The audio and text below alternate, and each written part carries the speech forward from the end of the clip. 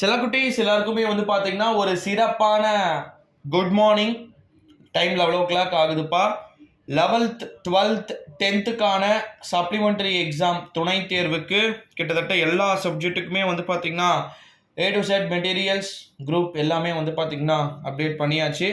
இப்போ எக்ஸாம் கிட்டத்தட்ட முடியும் தருவாயில் முடிந்திருக்கக்கூடிய சூழ்நிலையிலே நமக்கு எப்போ வந்து பார்த்தீங்கன்னா ரிசல்ட்டு வெப்சைட் சொல்லிடுறேன், நோட் பண்ணிக்கோங்க. dge.tn.gov.in வெப்சைட், ஓகேங்களா? இதில் தான் ரிசல்ட்ஸ் பார்க்கணும். 12th 11th 10th maybe something changes ஆகலாம்னு நினைக்கிறேன். ரிசல்ட்ஸை பொறுத்த வரைக்கும் மதியம் தான் வரும், காலையில் வரும் அப்படின்றது அது ஒரு வெற்று அறிவிப்பு. கடந்த காலங்களில் மதியமே ரிசல்ட் வந்திருக்கிறது, மதியம் தான் வரும். ஏன்னா நீங்கள் வந்து துணை தேர்வு தான் எழுதியிருக்கீங்க, ஓகேங்களா? ஸோ அதனால் வந்து இது பப்ளிக் மாதிரி இருக்காமல் ஒரு சப்ஜெக்ட்டுக்கும் ஒரு 20,000 to 25,000 தான் எழுதியிருப்பாங்க. அதில் நிறைய ஸ்டூடெண்ட்ஸ் வந்து பார்த்திங்கன்னா ஆப்சண்ட் ஆகியிருக்கக்கூடும்.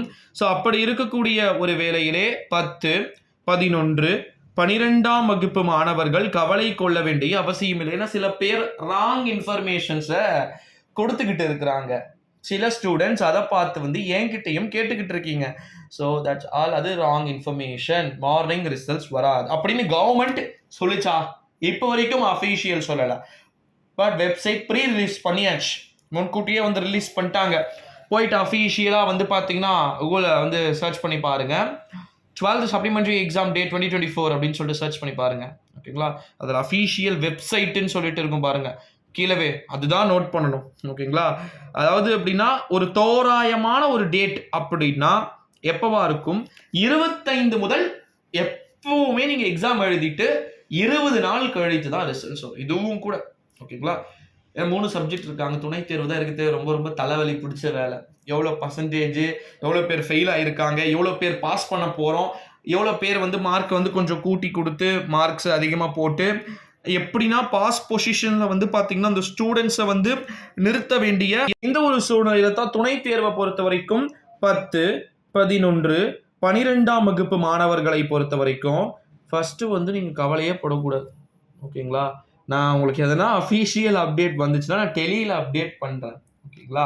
இந்த வாய் வார்த்தையாக சொல்கிற அப்டேட்டை விட ப்ரூஃபாக பேசுகிறது தான் பெஸ்ட்டு, ஓகேங்களா? ஸோ அதனால் வந்து 10th 11th 12th ஸ்டூடெண்ட்ஸ் எக்ஸாமை முடிச்சிருக்கீங்கன்னா ஒருவேளை இப்படி சப்போஸ் சொல்கிறேன், 4 சப்ஜெக்டில் நீங்கள் வந்து ஃபெயிலியராக இருக்கீங்க, அதில் 3 பாஸ் பண்ணிட்டீங்க, 1 இருக்குன்னா இதோட எப்போ ப்ரோ எக்ஸாம் எழுத முடியும்னா நெக்ஸ்ட்டு மார்ச்சில் எழுதலாம், ஓகேங்களா? இந்த தன்னம்பிக்கையை தயவு செஞ்சு தளர விட்டுறாதீங்க, ஓகேங்களா? கவலைப்பட வேண்டிய அவசியம் இல்லை. பட் பேப்பர் கரெக்ஷனை பொறுத்த வரைக்கும் பொறுமையாக தான் நடக்கும். இதை பொறுத்த வரைக்கும் பெருசாக இம்பார்ட்டன்ட் கொடுக்க மாட்டாங்க. ஏன்னா இப்போ சம்டைம்ஸ் தான் எலெக்ஷன்லாம் முடிஞ்சிச்சு, A to Z இதுவும் டீச்சர்ஸ் தான் பண்ணுவாங்க. இது ஒன்றும் அப்படி சொல்கிறது ஆட்டோமேட்டிக்காக OMR ஷீட்டை உள்ளே விட்டு சிஸ்டம் பண்ணுறது கிடையாது. ஸோ பொறுமையாக அழகாக பண்ணி உங்களுக்கு பக்காவாக கேதர் பண்ணி கொடுப்பாங்க, ஓகேங்களா? ரிசல்ட்ஸ்க்கான ஒரு டேட் அவுட்புட்டாக உங்களுக்கு அழகாக வந்து சேரும், ஓகேங்களா? அதனால் நீங்கள் பயப்பட வேண்டிய அவசியம்ன்றதே கிடையாது, ஓகேங்களா? சில குட்டீஸ் இந்த வீடியோ மறக்காமல் வந்து பார்த்தீங்கன்னா எல்லாருக்கும் ஷேர் பண்ணிக்கோங்க. ஸோ குறிப்பாக காலை ரிசல்ட் கிடையாது. நன்றி.